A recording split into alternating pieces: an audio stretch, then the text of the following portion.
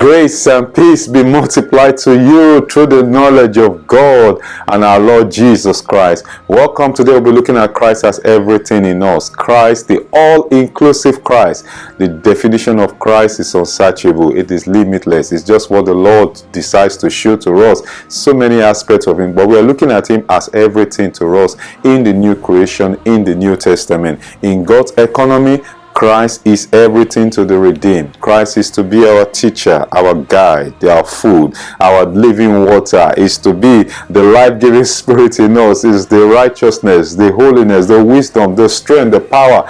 Christ has been made everything to us by God. It is of God. We are in Christ Jesus. So we're looking at, we can't exhaust, the list is endless of what it is to us. The unsearchable riches of Christ. It is limitless. It is beyond what our brains can comprehend. But it's a blessing because we just meditate on the Lord. We adore the Lord. We worship the Lord, that God has made Him all things unto us. The fullness of Him that fills all in all. The one that fills all things with Himself. For Christ is in all and is all to us. What a joy that we have the all-inclusive Christ. This is God's arrangement. God's economy is God's plan, is God's arrangement. Wonderful. He is the anointed one. Christ, of course, the name means the anointed one, is the anointed one to be our all in all. So there is no need or situation we need change that will bring glory to God, that Christ is not the answer. He is everything. It's God's prescription for us. Christ is everything to us in the new creation. Anything outside of Christ, anything second to, anything as a substitute to Christ is unacceptable before God. Is to be our all in all. So He is the anointed one. That is the office of the Christ, the person of the Christ, the work of Christ Himself is to be our all in all. So this is why He is the only one that could say, come unto me, all you that labor. That's why He invites us. If any man thirst, let him come to me. Are you hungry? He said, let him come to me. Is it a sickness or a challenge in the body? He said, come to me. Is it a business situation or challenge or dryness spiritually in ministry? He said, come unto me, all you that labor and heavy laden. So Christ is our all in all. It's one thing to be in a situation and not have the solution for that situation. Why? Sometimes people take, although there's no reason to justify theft and what sometimes people do, going into all kinds of nefarious activity like stealing drug and what have you. Sometimes if some of it is rooted in the fact that they have a need or they love to be in a certain situation in life to live a comfortable life, maybe not an extravagant life, but one way or the other, the society around and what have you, they feel that one way they don't have the means to live up to that standard or to meet those expectations. So they go into unethical practices. But for us, we have the bank of God, the Christ Himself, who God has made to be all things to us. That's why we look unto Him always, the author and the finisher of our faith. God's calling is to bring us to the enjoyment of Christ as our everything, to bring us to the enjoyment of Christ as our everything. So the call of the Christian race, God has not called us to come and do something for Him, the extent of Himself. God calls us. First, He said they should be with Him before He sent them out. So let's be engrossed with the fact that to be with the Lord, to behold the Lord, so that as we behold Him, we have been transformed from glory to glory. So God has called us into the fellowship of His Son. So God's calling for the Christian faith is He calls us to Himself now to enjoy Christ as our everything. Yes, we want to work for God, but God is saying, look, the energy you used to work for me is Christ. So He works in us both to will and to do for His good pleasure. It becomes the grace in us. So let's go through some lists. It's not an exhaustive list. The first is that Christ is the God that is in us. Let's realize that the divinity of Christ, the deity of Christ, Christ in the Godhead, is not just the Son. He is the complete God. The Son in whom dwells the Father. So we are talking about God living in us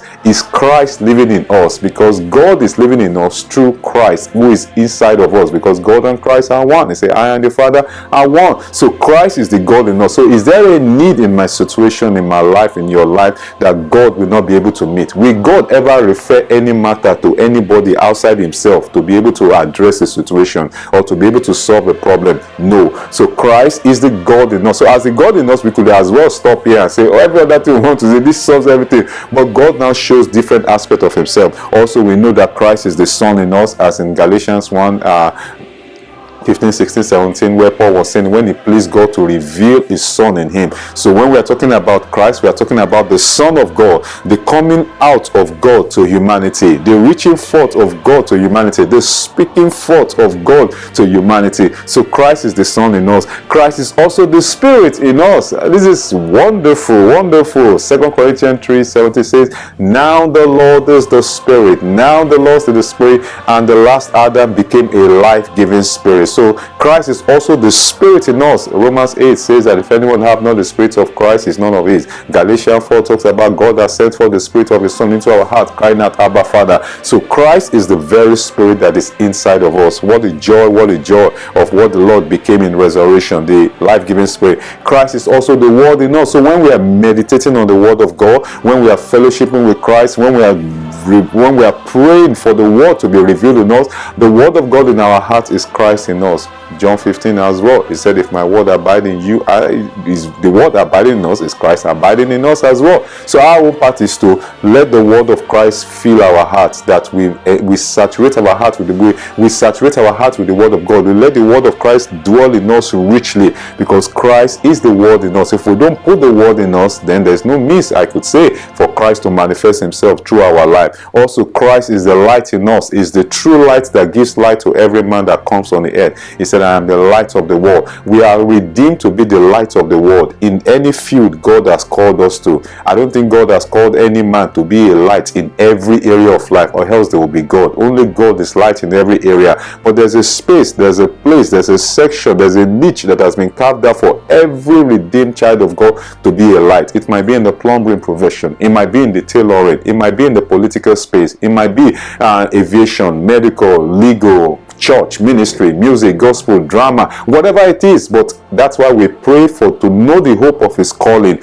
so that we will know the hope of his, that we open the eyes of our door, enlighten the eyes of our understanding, to know the hope of his calling and the exceeding greatness of his power towards us. So Christ is the light that is in us. He is not distinct from light. Light is just an allegory, it's just a type. The reality of light is the very person of Christ as well. Christ is also the righteousness in us, the righteousness of God, the righteousness, that is the right standing we have with God, is just the very being of Christ. What a joy, what a joy. What else again? Christ is the power that is in us, the power to get anything done to the glory of God. So we have might, we have strength, we have power, we have authority. Christ is, I would say, the reality of everything. I heard this from Brother Witness Lee, blessed memory, of the difference between power, that authority is greater than power, because a policeman might not necessarily have physical power, but he has the authority to command certain things to be done, for him to be obeyed. And power is the might, the strength, we could say, to be able to accomplish a task. So Christ is the power and the wisdom of God. It's also the authority God has given to us, because he has given us the authority of his name.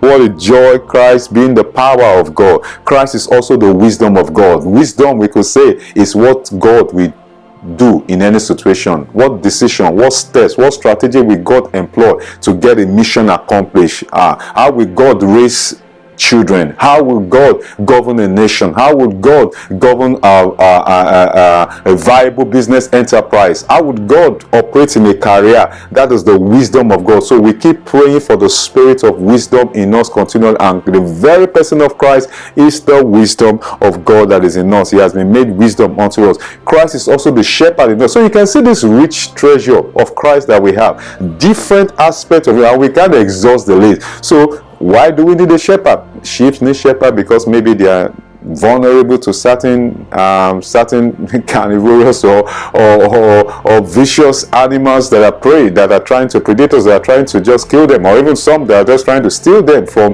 the wolves of this world. So we need a shepherd to guide us, to be shepherd, not just an outward shepherd that he is to us, he's also an inward shepherd to our soul. What a joy. Christ is the shepherd in us. Christ is also the grace at work in us. Like Paul said in 1 Corinthians 15, I am what I am by the grace of God. So it is the grace, Christ is the very grace of God that brings salvation that has appeared to all men, because grace and truth are by Christ Jesus. I don't think the grace of God is distinct from Christ. He is the very embodiment of the grace of God. So the grace of God, which God gives to us to be able to function and operate and bear fruit in the line and the areas He has called us to do, is just the very person of Christ. What a joy, that's why I say grow in grace and in the knowledge of our Lord Jesus Christ. Christ is also the glory of God that is in us, the manifestation of God, the expression of God, the tangibility of God in our life. So Christ is a lot of things for us, so that we can become the light of this world, so that we become the expression of God. What a joy. Christ is also the vine, John 15, the true vine that supplies all our need, the true vine that ensures that every nourishment that is needed for our fruit bearing, He supplies it to every connected branch. So Christ is the true vine that is inside of us. What a joy, what a joy. And what else again? Christ is the holiness of God. Holiness is, will I say, one of the prime nature or attributes or virtues of God, if you allow us to use that expression, because it said only God, we could say technically, is holy. But we have His holiness because of our union with Christ. That is hallowed, separated unto Him. God by Himself is a holy God. His eyes are too holy to behold iniquity. So Christ is the very, because in Ephesians 1, God talks about He called us, He chose us to union with Christ, so that we can appear faultless and blameless before Him in His own sight. So when God sees us, the holiness He sees is the very person of Christ. And that same holiness that is in us is also working in us, sanctifying us, so that our life will be well pleasing to God. What a joy for the person of Christ. Christ is also the salvation in us. They said this day our salvation come into this house when He went into the house of Zacchaeus. So salvation is just the very person of Christ. Actually, His name Jesus means Jehovah our Savior. So Jesus Himself, the Lord Himself, His name reveals the fact that He Himself is salvation. Salvation is not distinct from Christ. The very person of Christ is salvation. What a joy for Christ. So salvation in any situation. Christ is also the treasure in us. What a treasure of Christ, the treasure of all treasures. Not every treasure, no, and there's hardly any treasure that meets every need of humanity. But if you have gold, someone can be sick and they have gold, the gold can do nothing to them. I mean, if all the medical experts have done what they can do, someone could have other treasure. But there is one treasure that is above every treasure. That is the treasure of Christ, a multifaceted treasure. Whatever the need is, whether it's spiritual, whether it's health, whether it's academic, career, nation building, and what have you, that treasure, singular treasure, is the very person of Christ that says that we have this treasure in earthen vessel. What a joy. This is to cause us in adoration and praise that we're making melody to the Lord of what God has made Him to us. Christ is also the Savior in us. Savior, saving us unto the uttermost. Hebrews 7, as our high priest is saving us. That is delivering us from every work of darkness, from every trap of the enemy. He's saving us unto Himself, that in any situation, because we live in this world, and of course the arrows that fly by day and what have you, and by night as well, that He is saving us from every of those situations, even saving us from ourselves, from the work of the flesh, from the craving of the Adamic nature. Christ is also the peace in us. He said, "In my peace have I given unto you." So Christ is the Prince of Peace and is the very peace in us. Nobody can buy peace. True peace is just the very person of God Himself in Christ.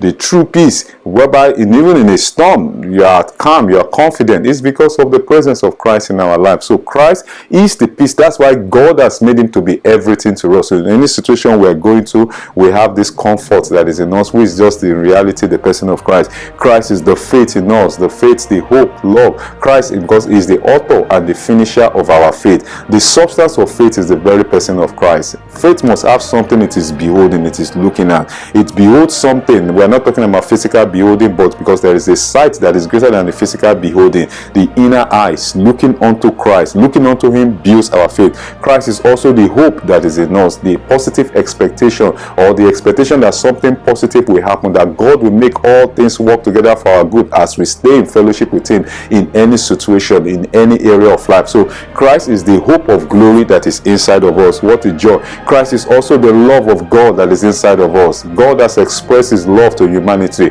through the very person of Christ, and Christ is the very love of God that is in us, the love that surpasses all human understanding. He said, what shall separate us from the love of God? The love of Christ. What a joy. Christ is also the armor that is in us, an invisible armor, the sword of the Spirit, an armor for warfare, an armor for protection from the arrows of the enemy. What a joy of, it's an all-encompassing treasure we have in the very person of Christ, the armor that is inside of us. What a joy, what a joy. Our high tower, our refuge. Christ is also the living water that is in us. He said, if any man thirst, let him come to me and drink. For those who believe on him, out of their belly, rivers of living water will be flowing. So it's the very living water that is in us, that is flowing through us, blessing millions around the world, healing nations, bearing fruit that heal nations across the globe. So Christ is the living water in us. It's also the living bread that is in us. It's also the aroma of Christ, the fragrance, the sweet fragrance of Christ. Oh, what a joy that our businesses, ministries, careers, our family, children, spouses, our nations, neighbors, there's an oozing forth of the aroma of Christ in every environment we find ourselves, the presence of God that we bring into any atmosphere. So Christ is that very aroma of God, the fragrance of God. Second Corinthians chapter 2 also talks in verse 13-14 that now thanks be to God who gives us the victory through our Lord Jesus Christ, for we are the fragrance of Christ. What a joy unto God. He is also the life. Christ is the life, the resurrection of the life, the resurrected life, the divine life, the Zoe life, the eternal life. The uncreated life of God that is in us is just the very person of Christ. What a joy to this treasure. What a miracle that Christ is our life. God has not made a dog to be our life. God has not even made an angel to be our life. God has made himself in his Son to be the very life that is living in us, the redeemed, the members of the new creation. Christ is heaven in us. He is the one that has been made higher than the heavens. He made the heavens. All things were made by him, visible, invisible, whether they be thrones or dominion. All things were made by him, and they were made for him. So the created cannot be greater than the creator.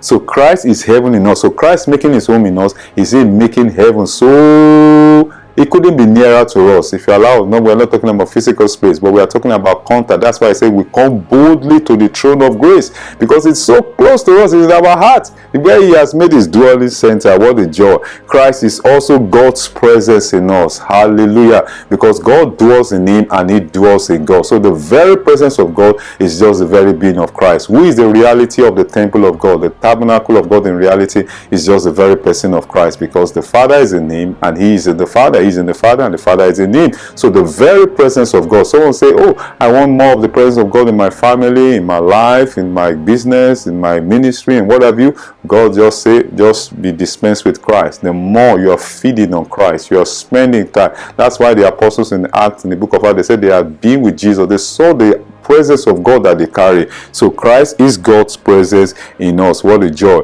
Christ is the truth in us. That is the reality of God.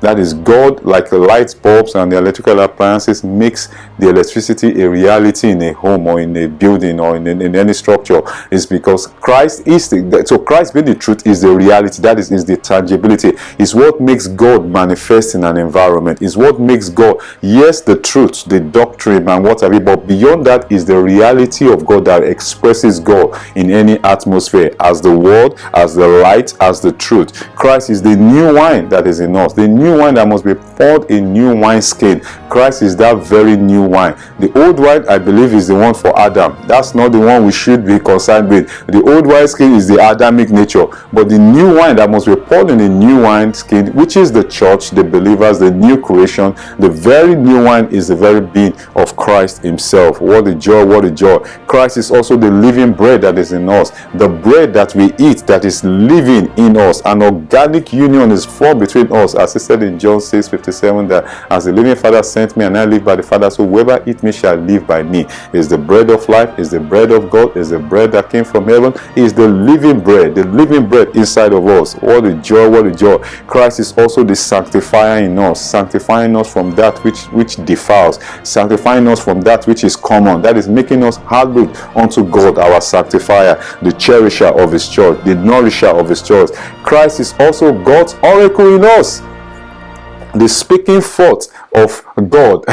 God works by his oracle, and the oracle of God is just Christ himself. That is the means through which God uses to accomplish anything. God speaks and God sees. God spoke and God saw. So the oracle of God is just the very being of Christ. So as we eat the word of God, we meditate on the word of God, we give room for the Christ in us to be the living oracle in us, so that we speak as the oracles of God. Christ is also the anointing that is in us, is the anointed one. The name Christ, Messiah, means the anointed one. So it's the anointing of God that is upon our life, the anointing that makes us to do supernatural feat in a natural way, or natural things in a supernatural way. Either way, that is something is coming out simple, but there is a deep mystery that is behind it. It's just like Moses raising up the rod and the Red Sea opened. It opened, yes, it looks easy to just raise up a simple thing, but there's so much power behind what he did, because there was an anointing and a grace that was upon him. So Christ is the anointing of God that is in our life and that is upon our life. Christ is also the rock in us, the rock of ages. He said, upon this rock I will build my church, the rock of the revelation of God himself, because is the knowledge of God, is the mystery of God. So the rock of the revelation of God is just the very being of Christ that is in us. This is why we are to grow in the grace and the knowledge of God, our Lord Jesus Christ. Christ is also God's rest in us, where we rest in God. That, as Hebrews 3, Hebrews 4 says, that Joshua couldn't bring them to the true land of rest. It is Christ that brings us to that very land of rest, where we find rest, the total rest of God in the promised land. That's why I say, come unto me and I will give you rest, all you that labor and heavy laden, which is about the last slide for this presentation. Christ is also the deliverer that is in us. He's the great deliverer. There's no situation he can't deliver from. There is no circumstance any mortal man can be that Christ cannot deliver from, if we will only turn to him and come to him. So we have the great, so this gives us confidence and joy. This is why many of our prayers are prayers of thanksgiving, because we have the solution in us, we have the very answer in us, but we praise him, we adore him, we spend time with him, so that he will manifest and express himself in that situation in a glorious way. Christ is also God's kingdom in us. I said the kingdom of God is in you. So the kingdom of God in reality is just the very person of Christ himself. The Lord Jesus Christ as the reality of the kingdom, the culture of the kingdom, the seed of the kingdom, the manifestation of the kingdom. That's why when he came in the four gospels, he said the kingdom of God is here. It was the coming of Christ that brought the kingdom to humanity. What a joy, what a joy. Christ is also God's temple that is in us, the very dwelling place of God, the abode of God, where God resides, where you could almost say the office of God, because his body is now the temple of God. So Christ is also God's temple in us. Christ is the healer, the great healer that is in us. He said, is there no physician among them? Is there no balm in Gilead? He's our great physician, our healer. Whatever that situation is, he created the human body, and he created things, even medicine as well, the science world as well. Many of the things that they use on the nice places that glorifies God, because all things were made by Christ. So there's no situation, there is no, he has a spare part. He has a factory full of things, no matter what that situation is. Essentially what I'm saying is that Christ is the great healer himself. He could decide to use anything to heal us to his glory. He could use medicine. So even if you're taking medication, it doesn't mean because Christ is a healer, we should not go to the doctors or not use medicine. No. God will come down to meet us at whatever level of faith. Some might have faith to be healed by going for a surgery or going to take some medicine. That's fine. If that's their level of faith, God will meet them. And some could say, oh, they could maybe turn to the Lord completely. Whatever level, is not to condemn anyone at whatever level. The key thing is that we are looking unto God, not the horses and chariot, not the drugs. Yes, if that's the level of faith, to take it, but your eyes should be that God, through these materials and this medicine, I know healing will come, as long as our eyes are on the Lord. So we don't turn those medical science to an idol. Christ is also the strength that is inside of us, the strength of God. He said, I can do all things through Christ that strengthens me. Christ is God's abode that is in us. That is, we are now the abode of God, the dwelling place of God, where God makes his abode. John 14:23 says that I and the Father will make our abode in them. So Christ is God's abode in us, because God is dwelling in him, and he in us makes our life God's abode, the temple of God. Christ is also the intercessor that is in us. What a joy to have an intercessor. An intercessor. To have an intercessor is a great asset. Every one of us in the kingdom of God, there's no office of intercessor. Everybody is a prayer warrior, because we are to pray without ceasing. But to now have an energy, if you allow me, a spirit of prayer in us, who is the Lord Jesus Christ, interceding in and through us, praying in our hearts according to God, according to the will of God, it's a blessing. So he is the very intercessor that is in us as our high priest. Christ is also the nourisher in us, nourishing and cherishing his church. He is the food, and at the same time he is the cook or the nourisher. It's a mystery. To be the nourisher, and the very content of what you are using to nourish people is the bread of life. And what a joy to have Christ as the nourisher. Also, in his economy, God gives us one person to be our all in all. So in the arrangements of God, in the eternal plan of God, God has given us one person. He has not given us 3, 5, 7, 8 focuses. Just one focus. He said, looking unto Jesus, the author and the finisher of our faith. He said, as we behold him as in a glass and as in a mirror. So God has, because the eyes work proper. He said, if your eye be singing, your whole body will be full of light. He gives us one focus. That focus is just the very being of Christ, because it's the visibility of the Godhead, is the tangibility of the divine Trinity. What a joy! Christ as our God's allotted portion is our all in all. Is our inheritance from God. So the Lord is the portion of my inheritance. The lines are falling to us in pleasant places. So is the allotted portion, just like Israel had a physical land, Canaan land, which was the type anyway of Christ. So the reality of God's allotted portion, God's inheritance for us, the redeemed, is just the very person of Christ. What a joy, what a joy. That's why the scripture said in Hebrews 12:2, looking unto Jesus, the author and finisher of our faith. We keep beholding him. It's not a one time, it is continual. So we are walking in this world. So in any area, space, in every situation, God's goal is like, what are we looking at? And we always look at something, and not just the physical eyes per se, but our heart is focused on something. So that's why I say, whatever is good and noble, we think on such things. So as we behold the Lord, he will build our faith, because he's the author and the finisher of our faith. What a joy, what a joy. But we have this treasure, 2 Corinthians 4:7, but we have this treasure, who is the Lord Jesus, in earthen vessel, that the excellency of the power may be of God and not of us. And this is why Satan earlier in that 2 Corinthians 4, that it blinds the minds of people, those that don't believe, so that let the light of the glory of God, let the light of the gospel shine in the face of Jesus Christ. With Christ, who is the glory of God, lest his light should shine into the heart of men. So Satan blinds the minds of people. But the scripture tells us about, we have this treasure, the very person of Christ, in earthen vessel, that the excellency of the power may be of God and not of us. It's because he has been made everything to us. He now gives us that invitation, that come unto me. Come unto me, all you that labor and are heavy laden, and I will give you rest. He said, if any man thirst, let him come to me, because he is this divine solution for everything. God has made him everything to us. So whatever situation that thing is, in any season, life is seasonal. We are all in different seasons of life, and in every season our eyes should always be focused on Christ, because it's the one to bring us from one season to another that will lead to the glory of his name. So today we've been able to look at Christ as everything in us. It's also everything to us, whatever preposition you want to use, everything for us. So today we've been able to look at that topic, and we said that the unsearchable riches of Christ in God's economy, Christ has been made everything to the redeemed.